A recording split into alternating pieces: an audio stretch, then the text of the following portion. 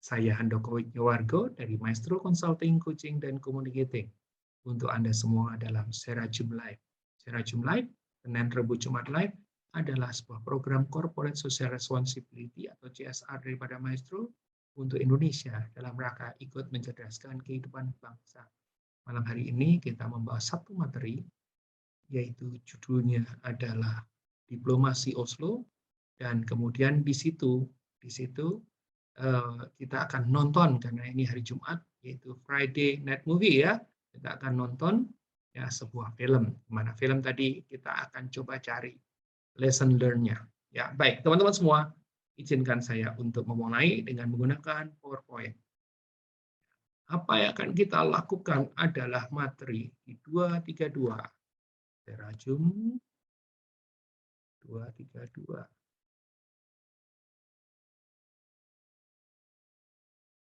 Sudah tampak? Ya, teman-teman semua, judul materinya adalah Diplomasi Oslo. Nah, filmnya adalah Oslo. Ya, jadi menariknya harusnya hari ini judulnya adalah Diplomasi Sergio ya. Terus kemudian last minute 2 hari yang lalu ya, 2 hari lalu atau bukan 2 hari lalu, kemarin saya bilang, "Hey, saya mau diganti dong dengan materinya menjadi Oslo." Ya. Bagi Anda yang suka nonton film, mungkin Anda sudah pernah nonton filmnya gitu kan. Bagi Anda yang tidak suka nonton film, wah ini bagus untuk ditonton ya. Di dalamnya kalau kelihatannya hanya sekedar diplomasi, tapi di dalamnya ada banyak hal yang kita bisa belajar bahwa dalam diplomasi, dalam negosiasi, ya di dalam sebuah interaksi itu ada banyak faktor yang ada ya. Dan ini baik juga untuk kepentingan kalau Anda di bisnis atau Anda di keluarga atau Anda di dalam lingkungan, ya itulah kehidupan ya teman-teman semua. Jadi mulainya adalah, jadi tadinya bukan materi ini, terus kemudian kemarin saya minta ditukar materi ini ya, karena saya nonton ya. Jadi malam-malam hari rasanya waktu itu sekarang Jumat ya, Selasa malam ya, saya masuk ke kamar lebih cepat, terus kemudian saya nyalain TV dan saya ketemu dengan film Oslo ya. Saya ketemu dengan film Oslo dan kemudian dalam waktu yang hampir 2 jam saya menonton. Nah, teman-teman semua, hanya sekedar mengingatkan ya, film ini bagus banget ya, banyak pelajaran yang kita bisa ambil. Hanya kalau Anda capek memang nonton film ini menjadi capek sekali. Karena film ini bicara terus nggak ada actionnya sama sekali ya. Tapi disitulah yang menariknya ya. Dan film ini adalah based on true story ya. Izinkan saya untuk menceritakan secara lebih detail. Apa yang ada di benak Anda ketika mendengar kata Oslo? Ya, Solo saya tahu, ya Anda pasti tahu. Solo ada segoliwet, ya ada gudeg ceker, ada babi Jawa, ada wedangan gitu ya, terus kemudian ada sate buntel gitu kan, ada gudeg dan sebagainya. Tapi itu Solo ya, ini Oslo ya. Jawaban paling mudah lah, ibu kota daripada Norwegia tentu saja ya. Nah, teman-teman semua, ini di sini nih ya, ada negara-negaranya Anda lihat ya, ini yang dikasih garis itu Oslo ya. Kecil sekali negaranya gitu ya. Kalau kita bandingkan dengan Finland, kita bicara dengan Sweden ya kecil sekali sebetulnya. Ya kalau dibanding Indonesia apalagi gitu ya. Baik, ini cerita ini tentang Oslo ya. Somewhere di sini negaranya namanya Norway ya. Siapa yang punya jawaban lain ya. Di sana tempat ya, ada sebuah film televisi tadi udah cerita ya. Jadi film ini dibikin oleh HBO atau Home Box Office ya, dan mungkin tidak gampang diakses, tapi bagi Anda yang punya HBO Anda bisa lihat jadwalnya. Informasinya ya, film Oslo ini dibuat berdasarkan kisah nyata, diadaptasi dari drama pemenang Tony Award yang ditulis oleh G.T. Rogers. Ya, Tony Award ini adalah penghargaan teater tahunan yang dilangsungkan di kota New York untuk karya-karya produksi dan penampilan Broadway yang terbaik. Dirilisnya 29 Mei 2021 di HBO. Jadi baru ini. Ya Mei sampai sekarang berapa bulan lah ya. Berkisah tentang negosiasi rahasia di balik layar The Oslo Accord 1993 antara Israel dengan PLO. Ya. Dibintangi oleh Ruth Wilson ya, dan Andrew Scott. Ya, Ruth Wilson ini dan Andrew Scott ini pasangan gitu ya. Ya, yang satu namanya Mona, namanya Tirji, ya Tirji. Ya. Nah itu yang terjadi. Nah teman-teman semua, mari kita masuk materi. Pesan sponsor dulu ya. Materi ini direkam dan akan dipostingkan di YouTube Handoko Maestro. Oleh karena itu, teman-teman semua silakan dukung dalam bentuk subscribe, ya, kasih tanda jempol, komenlah, sharing dah, dan pencetlah bel, ya. Dengan demikian maka program ini akan bisa berjalan terus dan terus dan terus dan terus dan terus. Teman-teman semua, saya tidak akan bicara politiknya, saya akan bicara diplomasi di dalamnya. Ya. Nah, politik is not my domain, so kita akan bicara soal sinopsisnya. Pasangan suami istri dari Norwegia, Simona sama Terje ini, tanpa persetujuan resmi pemerintah, membuka saluran rahasia dan melakukan proses diplomasi tradisional. Menarik ini. Jadi karena pengalaman mereka, karena apa ya, bawaan daripada hati nurani mereka bahwa aduh ini kok nggak pernah berhenti gitu ya. Salah satunya yang Anda bisa tonton di dalam film itu yang sangat mengharukan adalah ketika dua anak muda, yang satu pegang senapan, yang satu megang batu gitu kan, terus kemudian sebetulnya bisa saling berantem gitu kan, tapi mereka menghentikan langkah mereka. Ya, itu antara lain sebuah apa ya, sebuah kejadian yang membuat si suami istri itu pengen berbuat sesuatu ya. Mona mencetuskan ide soal mediasi antara PLO dan Israel sebagai upaya meredakan konflik dua negara. Sekali lagi, saya tidak akan bicara soal politik, saya akan bicara soal based on true story, saya akan bicara soal di dalamnya ada yang namanya diplomasi. Mona dengan bantuan TRJ membujuk musuh bebuyutan untuk bertemu di panggung internasional di ruang netral, ya, di ruang netral, benar-benar ruang netral yang apa namanya, nggak ketahuan orang, ya, nggak ada publikasi, ya. Terus karena mereka ini hukum Israel melarang anggota pemerintah bertemu langsung dengan anggota PLO, dan PLO saat itu diasingkan ke Tunisia. Jadi kira-kira seperti itu kejadiannya. Nah, teman-teman semua, di bawah Kemenlu Norwegia, kantor Mona, dan Fafo Foundation, kantornya TRJ, mereka memfasilitasi dialog antara PLO dan Israel di Oslo. Tadinya sih individu ya, tapi selama-kelamaan mau nggak mau harus melibatkan, biarpun adalah keraguan di dalam pelibatan tadi, karena mereka takut ini, takut itu, ya normal lah ya, karena itu institusi. Ya. Tapi akhirnya terjadi di tengah berbagai tantangan yang dihadapi, mereka juga harus berusaha mempertahankan yang namanya netralitas daripada Norway. Ya, Norway sendiri ada di posisi yang netral. Ini menarik gitu. Jadi suami istri itu saling mengingatkan, ya, apa namanya, untuk jangan terlibat. Kita itu hanya memfasilitasi. Tapi ada satu titik-titik yang nggak mau mereka harus terlibat. Ya. Terlibat tanpa berpihak, tetapi terlibat karena kalau tanpa keterlibatan mereka, itu bisa stuck, bisa berhenti, malah bisa jadi perangnya bisa jadi lebih parah lagi dari itu. Ya, baik teman-teman semua, usaha mereka tidak sia-sia. Hasilnya tentu saja The Oslo Accords 1993. Ya, jadi menarik ya, The Oslo Accords 1993. Ya, setelah puluhan tahun ada dalam peperangan, PLO dan Palestina sepakat untuk berdamai. Ya, bayangkan, secara teknis hanya dua orang yang memfasilitasi, yang melakukan apa ya, diplomasi ke kiri, ke kanan, ke kiri, ke kanan tanpa terlibat. Ya. Oke, itu yang terjadi. Nah, teman-teman semua, kita akan lihat di Oslo Accord 1993 disetujui di Oslo, Norway pada tanggal 20 Agustus 1993. Ya, ini saya ingat banget, saya baca berita ini, saya waktu itu masih sekolah di USA, ya, resmi ditandatangani di Washington DC, Amerika Serikat pada 13 September 1993. Pada perjanjian itu Mahmud Abbas mewakili PLO dan Shimon Peres mewakili Israel. Shimon Peres waktu itu adalah Menteri Luar Negeri. Ya. Nah, The Oslo Accord 1993 ini bertempat di Gedung Putih. Bill Clinton menyaksikan jabat tangan dari Perdana Menteri Israel Yitzhak Rabin dan Ketua PLO Yasser Arafat.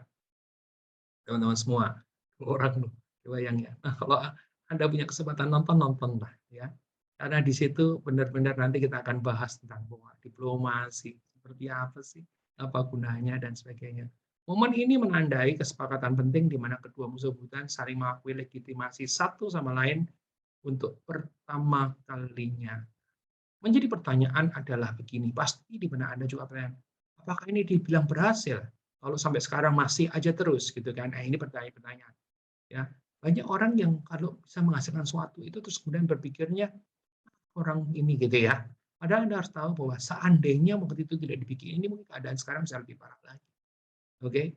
Jadi ini dinamika. Oke, baik. Teman-teman semua jadi jangan jangan berani bahwa wah kalau ini tuh harus yang begini gitu. Jadi kita mesti melihat dan kita mesti belajar sesuatu.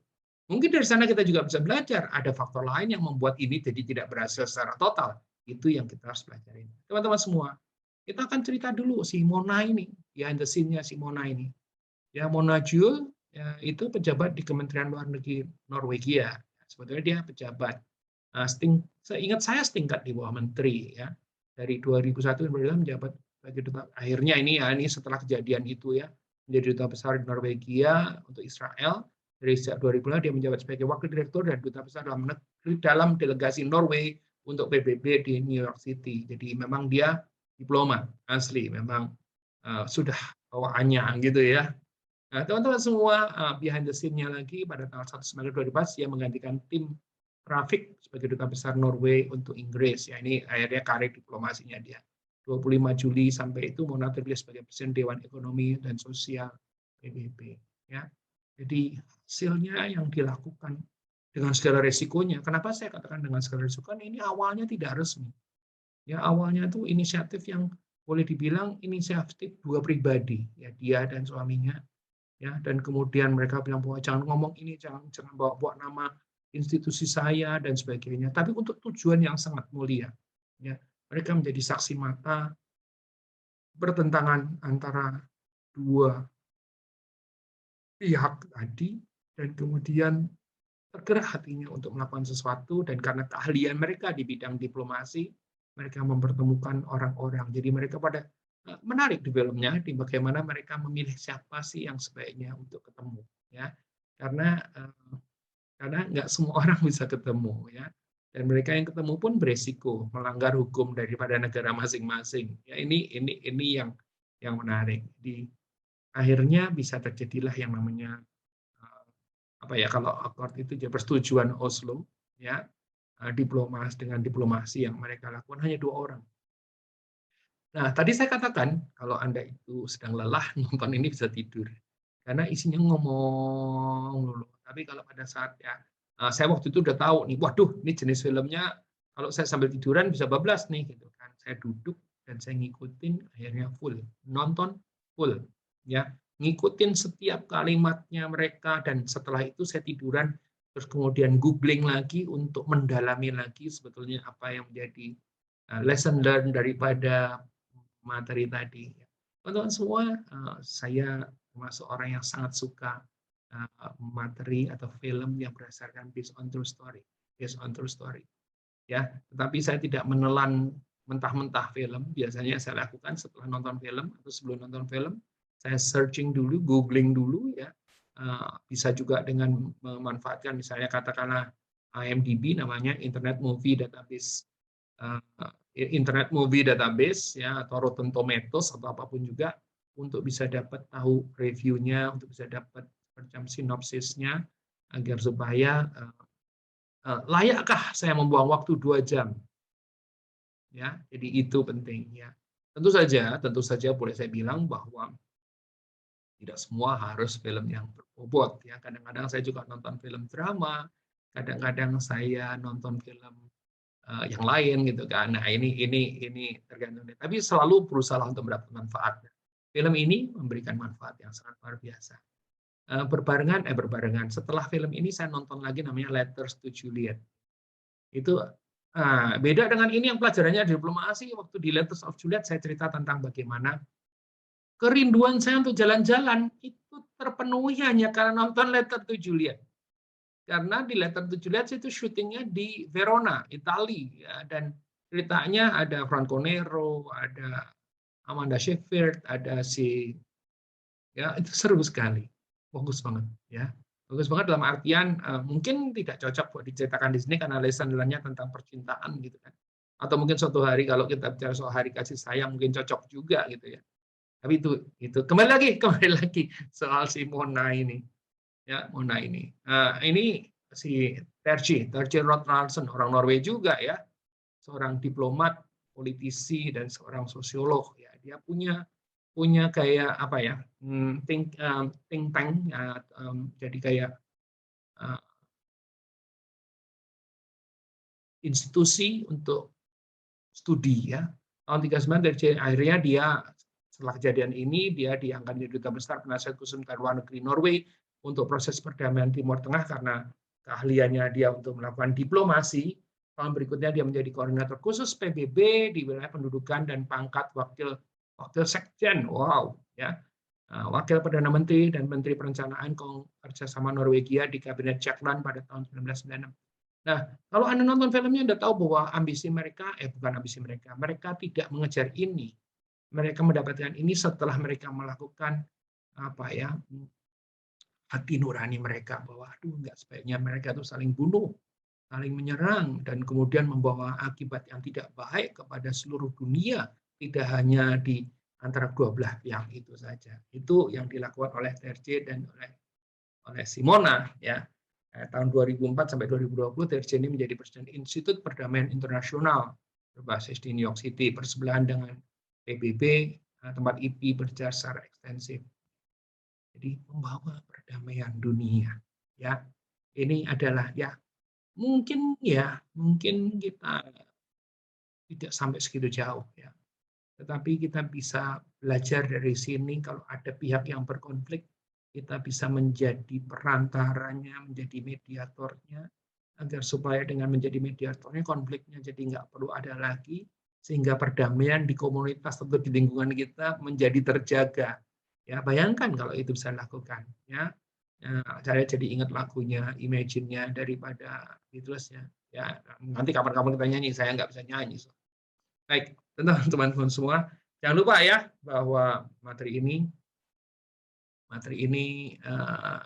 akan dipostingkan di Handoko Maestro ya. Silakan subscribe ya, silakan subscribe materi ini, materi-materi yang terkait dengan edukasi, dan kemudian kalau Anda mau mendengar materi-materi yang sifatnya inspiratif, maka Anda sebaiknya subscribe Maestro Channels juga ya, karena materinya materi inspirasi. Nah, untuk keduanya teman-teman semua ya, Anda at no charge, jadi free of charge ya, silakan ini. Jadi padahal kalau Anda subscribe dan Anda rajin mengikuti ya, maka Anda mendukung kami juga untuk selalu mendeliver materi-materi yang bermanfaat, tidak hanya untuk Anda tapi juga untuk dunia, harapannya begitu. Ya, dan udah gitu jangan lupa juga untuk nyalakan lonceng. Nah, teman-teman semua, itulah materi kita hari ini yang terkait dengan film. Film Oslo adalah film yang bagus, film yang jangan ditonton selagi Anda capek dan jangan ditonton sambil tiduran. Kalau Anda nonton sambil tiduran, most probably Anda akan tertidur karenanya. Ya, oleh karena itu jangan nonton itu sambil tiduran. Tapi sebagai film, kalau menurut saya bagus, dan bukan pesan sponsor sebetulnya ya, bahwa materi-materi yang dibikin oleh HBO itu nyaris adalah film-film yang sama dia dipilih benar-benar, dan bukan cuma sekedar dia memutar, tapi dia membuat juga. Ya. Nah, teman-teman semua, itu yang terjadi. Film Oslo adalah film yang baik. Anda bisa belajar tentang diplomasi, Anda bisa belajar bagaimana menjadi mediator yang baik, Anda bisa belajar bagaimana tergerak hatinya untuk melakukan sesuatu ya, kepada sesama, kepada dunia. Dan itu yang dilakukan oleh suami istri Simona dan Terje tadi, ya, melakukan sesuatu untuk dunia, untuk seluruh bangsa ya, tanpa punya kepentingan. Ya kalau akhirnya dia itu akhirnya mendapatkan jabatan-jabatan yang strategis di negaranya maupun di dunia, itu sudah layak dan sepantasnya, tetapi bukan untuk tujuan itu mereka melakukan. Ya, kalau Anda nonton filmnya bisa kelihatan sekali bahwa ada frustasinya mereka. Ada juga mereka itu yang merasa kayaknya aduh, jangan-jangan salah nih yang kita lakukan gitu kan. Ya, ada keraguan, ada frustasi, ada kelelahan yang sangat luar biasa. Ya, ada keputusasaan, adalah sampai level tertentu gitu kan. Terus kemudian ada yang mereka tahu, tapi terus kemudian mereka itu bilang, wah udah, Bahkan tuh antara suami istri itu ada yang suaminya tahu, terus kemudian dikasih tahu sama seseorang tentang suatu fakta, ya, dan dia bilang begini sama orang yang beritahu ini, tolong jangan kasih tahu Mona, tapi bukan dengan niatan jahat, ya. Dia mau, ya, kalau sampai Mona tahu, mungkin Mona jadi frustasi juga seperti dia. Oleh karena itu dia bilang tolong jangan kasih tahu Mona agar supaya ya kurang lebih ya dalam bayangan saya agar supaya Mona itu tidak frustasi gitu kira-kira. Ya, jadi akhirnya Mona sampai akhir juga tidak tahu bahwa rahasia itu ya hanya suaminya doang yang tahu, bukan dengan tujuan yang negatif tapi dengan tujuan yang sangat positif. Teman-teman semua, film Oslo film highly recommended ya untuk Anda untuk ditonton, tapi ingat ya, tontonlah dalam kondisi tidak lelah. Karena kalau Anda lelah, Anda akan tertidur karenanya, karena dari awal sampai akhir film hampir dibilang nggak ada actionnya. Semua bicara, dan bicara. Baik, teman-teman semua, itu yang terjadi. Begitulah kira-kira acara kita. Teman-teman semua, kalau Anda sempat nontonlah film Oslo. Ya, karena kalau boleh dibilang ya, jadi apa ya, tidak pernah ada yang kita tuh tidak belajar, apapun juga kita pelajari ya. Saya akan cerita sedikit yang terkait dengan itu ya, bentar ya, bahwa yang terkait dengan buku itu sendiri, kalau saya baca buku itu terus kemudian ada gunanya enggak buat saya gitu kan. Jadi saya kasih bocoran sedikit ya. Mana ini? Kalimatnya ada di sini. Oops. Oke. Jadi buku Diplomasi Kiprah Diplomat Indonesia di Mancanegara dapat menjadi sarana pengayaan pola pikir bagi mahasiswa, pebisnis, dan pemerhati hubungan internasional lainnya. Jadi bukan hanya sekedar untuk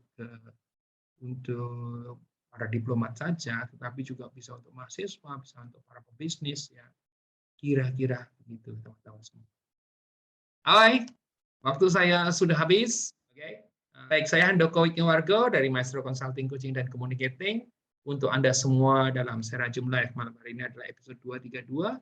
Judulnya adalah Diplomasi Oslo. Teman-teman semua, sampai ketemu lagi dalam kesempatan berikutnya atau besok. Bye-bye.